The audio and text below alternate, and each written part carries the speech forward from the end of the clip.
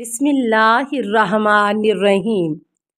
السلام علیکہ یا صاحب العصر والزمان۔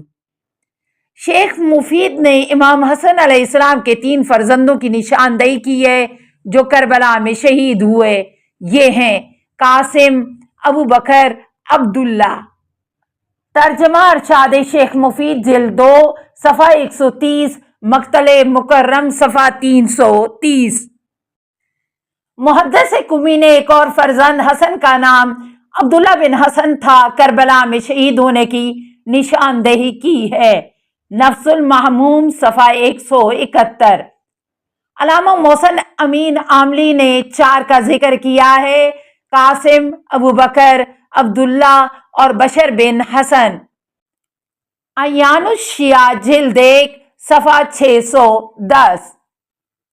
علامہ مجلسی نے ایک اور بنام یحییٰ کا اضافہ کیا ہے: بحار الانوار جلد 45 صفحہ 45۔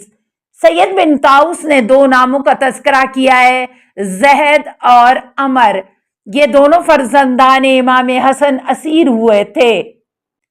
ترجمہ لہوف صفحہ 145۔ شیخ جلیل ابن نماح حلی متوفی 645 نے عمر کی جگہ پر عمر بن حسن لکھا ہے اور کہا ہے کہ یہ قید ہوئے تھے۔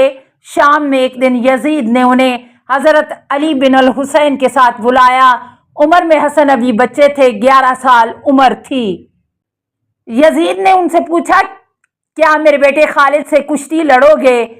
عمر بن حسن نے کہا، نہیں، ایک خنجر مجھے دے دو اور ایک اس کو، تاکہ ہم دونوں جنگ کریں۔ اس طرح تم سمجھ جاؤ کہ ہم دونوں میں سے کون شجاع تر ہے۔ یزید نے کہا، یہ اہل بیت نبوت چاہے چھوٹے ہوں یا بڑے ہوں ہماری دشمنی سے باز نہیں آئیں گے۔ پھر یہ شعر پڑھا: شناشا ناتا عرفہا من اقسما حل تلد الحیت الحیتا۔ یہ ایسی خو ہے جسے میں اقسم میں پہچانتا ہوں، کیا سانپ علاوہ سانپ کے کچھ پیدا کرے گا؟ مشیر الاذان صفحہ 105۔ قاسم نے جواب دیا، یزید کا مطلب یہ تھا کہ یہ آقا زادہ درخت نبوت اور شاخ امامت کا پتا ہے، یہ بھی اسی طرح شجاع ہے، اسے دلاوری باپ دادا سے وراثت میں ملی ہے۔ مصائب حضرت قاسم علیہ السلام۔ حضرت قاسم بن حسن نوجوان تھے، ابھی بالغ نہیں ہوئے تھے۔ شب عاشور امام علیہ السلام نے اصحاب سے فرمایا، کل تم سب قتل کیے جاؤ گے۔ قاسم نے چچا کے پاس آ کر پوچھا، کیا میں بھی کل قتل کیا جاؤں گا؟ امام علیہ السلام نے انہیں سینے سے چمٹا کر پوچھا، تمہاری نظر میں موت کیسی ہے؟ کیف الموت عندک؟ قاسم نے جواب دیا، اہلا من الاصل، شہد سے زیادہ شیریں۔ امام علیہ السلام نے فرمایا، تم بڑی مصیبتوں کے ساتھ قتل کیے جاؤ گے اور عبداللہ شیرخوار بھی قتل کیا جائے گا۔ الوقائع والحوادث جلد 3 صفحہ 62۔ روز عاشور قاسم نے خود کو جنگ کے لیے تیار کیا۔ امام حسین علیہ السلام کی خدمت میں اجازت کی غرض سے آئے تو امام علیہ السلام نے انہیں آغوش میں بھینچ لیا۔ بہت دیر تک دونوں روتے رہے۔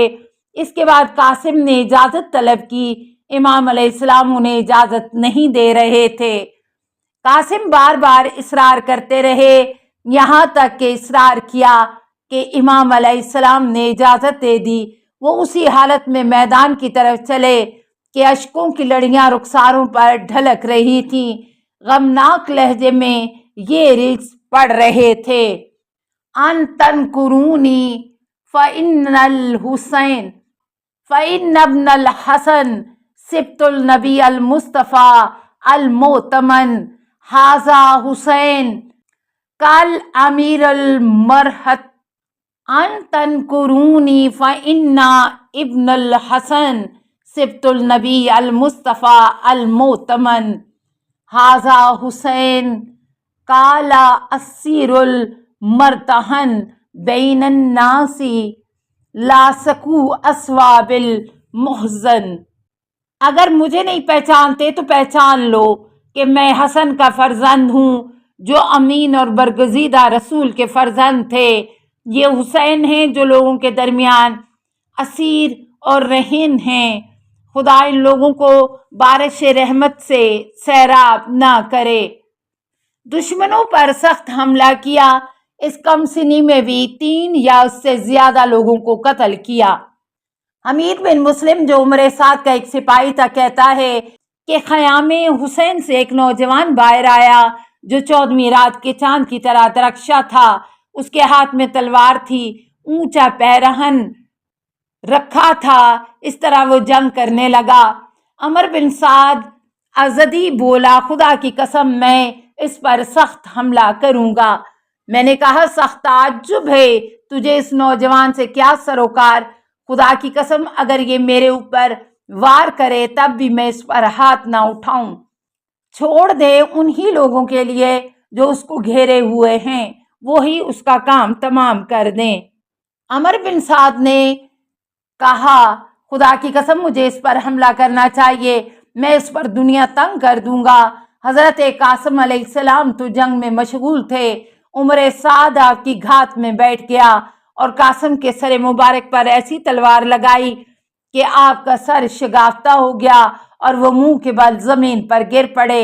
आवाज दी, या माँ हो, चचा जान मेरी खबर लीजिए। जिस वक्त सदाए कासिम इमाम अलैहिस्सलाम के कानों में पहुंची, इमाम अलैहिस्सलाम इस तरह झपटे जैसे उकाब ऊपर से नीचे आता है।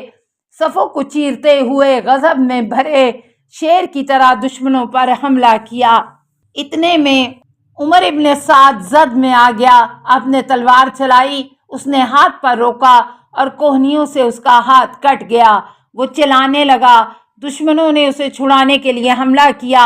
इसी दरमियान कासिम का पैकर नाजनीन घोड़ों की टापों से पामाल हो गया। जिस वक्त गर्दो गुबार थमा तो देखा गया कि इमाम हुसैन कासिम के सरहाने हैं। वो नौजवान जांकुनी के आलम में अपने पैरों को आहिस्ता आहिस्ता जमीन पर रगड़ रहा है, रूह आमादा परवाज है।